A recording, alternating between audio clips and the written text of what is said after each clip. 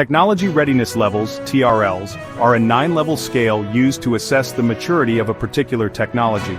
The scale, ranging from TRL 1 to TRL 9, was developed by NASA and is now widely used by various organizations, including the U.S. Department of Defense and the European Space Agency, to evaluate the maturity of new technologies before they are incorporated into a system or product. What are TRLs? Technology Readiness Levels, TRLs, are a system of measurement used to assess the maturity of a particular technology. Developed by NASA, the scale runs from 1 to 9, with TRL 1 representing the lowest level of maturity, basic research, and TRL 9 representing the highest, fully mature technology ready for commercial application. The initial stages, TRLs 1, 3, are considered the basic research and technology development phase. TRL 1. Basic Principles Observed. Licensed by Google, TRL 1 is the most fundamental stage of research and development. It's all about exploring foundational scientific principles and observing their potential. Think of it as pure, curiosity-driven research. At this level, there's no tangible product or specific application in mind yet.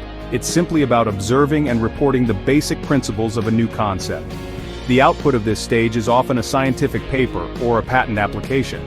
For example, a scientist might observe that a certain material exhibits an unusual electrical property under specific conditions, without knowing yet what that property could be used for. TRL 2. Technology Concept Formulating. Once a basic principle has been observed, TRL 1, TRL 2 is where the theoretical work begins. This stage involves formulating a concrete technology concept and theorizing its potential applications. It's the what-if phase, where researchers start to connect the observed principles to a practical problem. The research is primarily analytical and speculative, and involves literature searches and a deep dive into the technology's potential. For example, building on the TRL 1 observation, a researcher might theorize that the unusual electrical property of the material could be used to create a new type of battery or a more efficient solar cell. TRL 3. Proof of concept established. TRL 3 marks the beginning of active research and development. At this stage, researchers move from theory to practice by creating a proof of concept. This proof of concept is a small-scale, often non-integrated test to demonstrate the feasibility of the technology. The goal is to prove that the critical functions of the technology work as theorized. This is not a finished product, but rather a crucial step to validate the concept's viability. For instance, a small, simple prototype of the new battery might be built to show that it can indeed store and release energy, even if it's far from a usable product.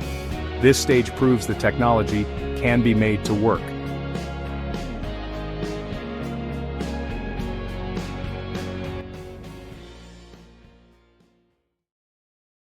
TRL 4. Component and/or breadboard validation in a laboratory environment. At TRL 4, you're taking a significant leap from a simple proof of concept to a working prototype. The focus is on integrating the basic components of your technology to ensure they work together as intended.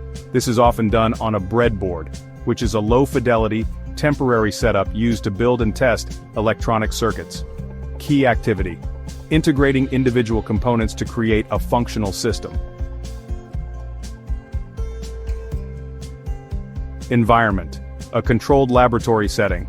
Output: a working breadboard or alpha prototype that demonstrates the core functionality of the technology. For example, if you're developing a new type of battery, TRL 4 would involve connecting the electrodes, separator, and electrolyte in a simple cell to prove that the fundamental electrochemical reactions can generate a current. It's not a polished final product, but it shows that the basic pieces can be assembled and function together.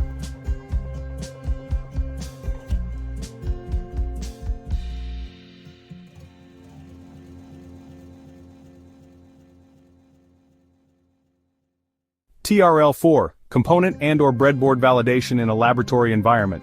TRL 5. Component and/or breadboard validation in a relevant environment. TRL 5. Component and/or breadboard validation in a relevant environment. TRL 5 takes the TRL 4 prototype and moves it out of the pristine lab and into a more realistic, relevant environment.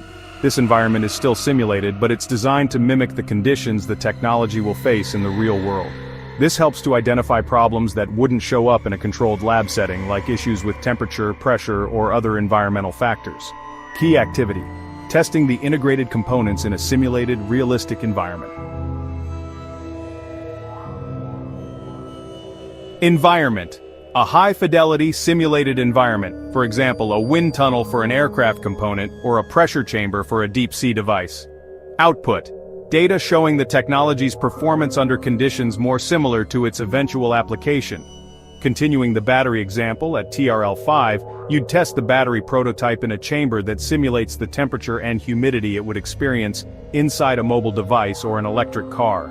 This step validates the technology's performance and reliability under realistic but not yet operational stress.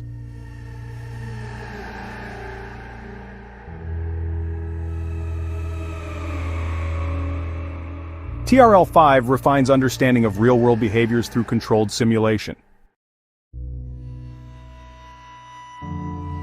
TRL 5, component and/or breadboard validation in a relevant environment. TRL 6, system, subsystem model or prototype demonstration in a relevant environment. TRL 6, system, subsystem model or prototype demonstration in a relevant environment. TRL 6 represents a significant milestone. The first fully functional prototype of the technology is demonstrated. This is a robust model that includes all the necessary components and is tested as a complete system, not just a collection of parts. The environment is again a simulated or relevant one, but the prototype itself is much closer to the final product in form and function. Key activity: demonstrating a near-final prototype as a complete system. Environment: a relevant, simulated operational environment. Output: a working prototype that proves the technology is ready to be integrated into a larger system or field-tested in an actual operational setting. In our battery example, TRL 6 would involve building a prototype battery pack that looks and functions like the final product. You would then test this entire system in a simulated operational setting. For instance, powering a simulated car's electronics to see how it performs under different load conditions. This proves the system's viability and gets it ready for real-world testing. TRL 7.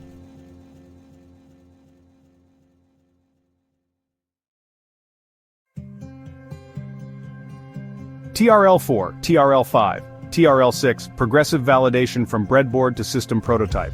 Apply these stages when you design and test. Document results, iterate, and advance your prototypes methodically.